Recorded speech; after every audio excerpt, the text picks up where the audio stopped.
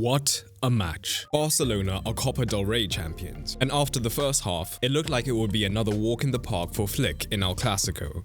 But tactical changes from Madrid altered the course of the match. So let's take a closer look at the tactics. In the first half, Real Madrid had not learned their lesson from the Supercopa de España, as Barcelona were able to copy-paste their tactical approach. In possession, their shape looked like this from the goal kick, and much like the prior encounter, what this often meant is that Rodrigo found himself being drawn onto Inigo Martinez centrally, meaning there were now two men in the wide regions for Barcelona versus Madrid's one, compromising Vasquez. He knew that Rafinha was lurking behind him, but at the same time was conscious of the fact that if the rest of the side was pressing, he had to back it up, so he often arrived too late onto Martin, meaning that at times the left back was able to receive and had the time to look to play into Rafinha before Vasquez got to him, and this in turn dragged the Real Madrid defense across the pitch, leading to danger.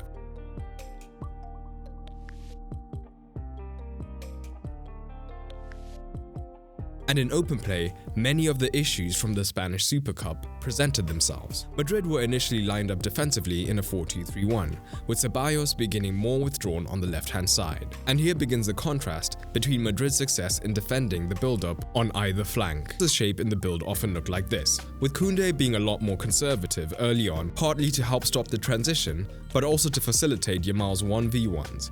And this meant that Ceballos could be more conservative defensively on this flank, initially staying central to provide midfield solidity before springing to press Koundé when the right back began to have more adventurous thoughts. Madrid looked comfortable and Barcelona began the play down this flank, but it was dependent on being able to cut out the pass to Martinez to direct the build-up play here.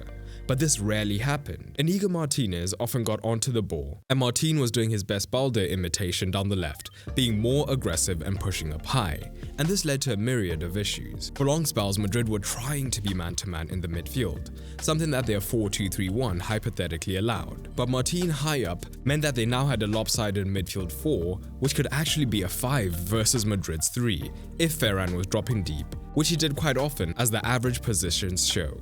And for the most part, Vasquez would then have to come narrow. With no pressure on him, Martinez would be able to drive up the pitch, and Rodrigo was trying to be compact like Ceballos on the far side initially, to use his cover shadow to help maintain the man-to-man shape in the midfield. But his hand was forced, and he had to come out to press Inigo Martinez, meaning that now Martin had plenty of space to receive.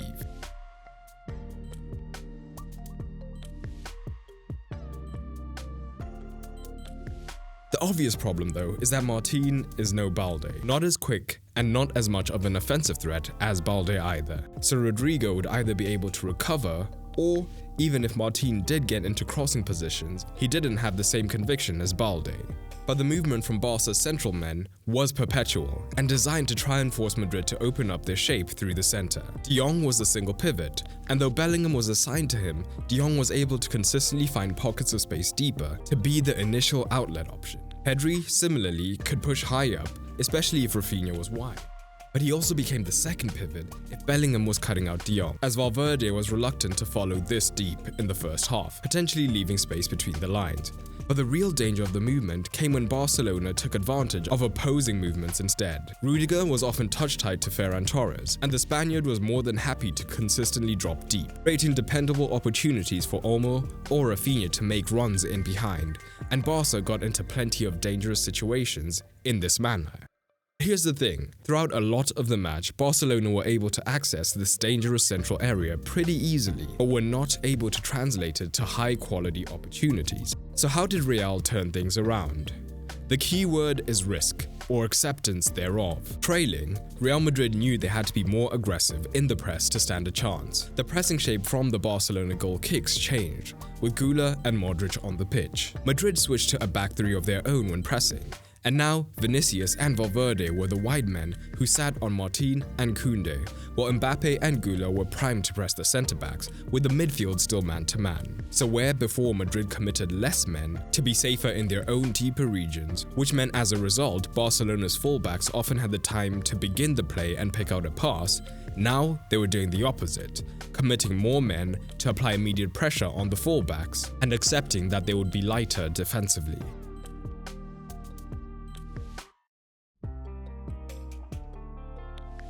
So does this mean this was the perfect solution? No, because as we see here, with so many Madrid men now high in the press, just one mistake means that the Real defense can be completely broken. Or here, where Vinicius, despite starting deeper, isn't as quick onto the fallback, and again we see the danger of opposing movements, with Torres drawing Rudiger deep, so now Olmo has space to run in behind.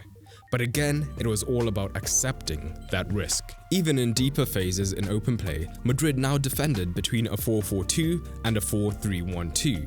Again, looking to maximize the pressure on the centre-backs immediately, and whenever possible, do the same on the full-backs. Essentially, they became more man-oriented, which had its disadvantages as well. As recognizing this, down the right-hand side, Yamal began to drop deeper and deeper, and knowing that Garcia had to be aggressive on him, presented him choices. When Yamal received, he now had more room behind Garcia to attack himself, or Olmo and later Fermin Lopez had more room to make the late run into the channel to get onto the ball. This risk acceptance from Madrid also applied in possession. In the first half, their build-up in possession looked like this from the goal kick. Centre-backs alongside Courtois and the full-backs high while flexing between a double and a single pivot. Essentially, this played straight into Barcelona's press shape, as Martin and Koundé could push slightly higher up. Rafinha and Yamal were on the centre-backs, and Ferran dropping onto a pivot meant that no matter if Madrid were in a single or a double pivot, Barcelona were man-to-man. Real, looking to play safe in the first half, went long relentlessly, and with Bellingham being their only hope of winning the aerial, if he didn't win it, it meant an immediate turnover of possession. In open play, it was more of the same, essentially looking to play long to break the offside trap whenever possible. And the change of approach was most obvious in the second half, as from the goal kick, both fullbacks began extremely deep, meaning Madrid had a traditional 4 in the build-up. Barcelona, looking to be aggressive in the press as always, now had to commit up to 6 men high in the press, which could be effective when it worked, but also meant they were more stretched vertically, creating spaces in the midfield as well as out wide for Madrid to potentially find. More importantly, as the second half progressed, from goal kicks and in deeper possession, Madrid were braver on the ball, not always immediately looking to play long, and instead playing out.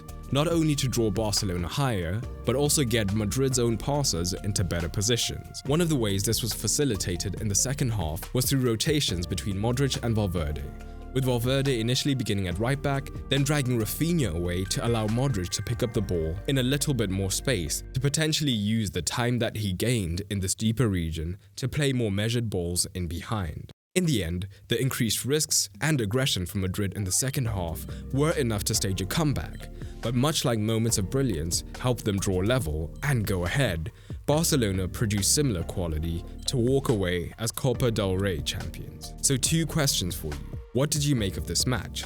And after what you saw today, what are your predictions for Barca in the Champions League and La Liga? And if you've always wanted to learn tactical analysis to a high level and transform your tactical understanding, now is the time.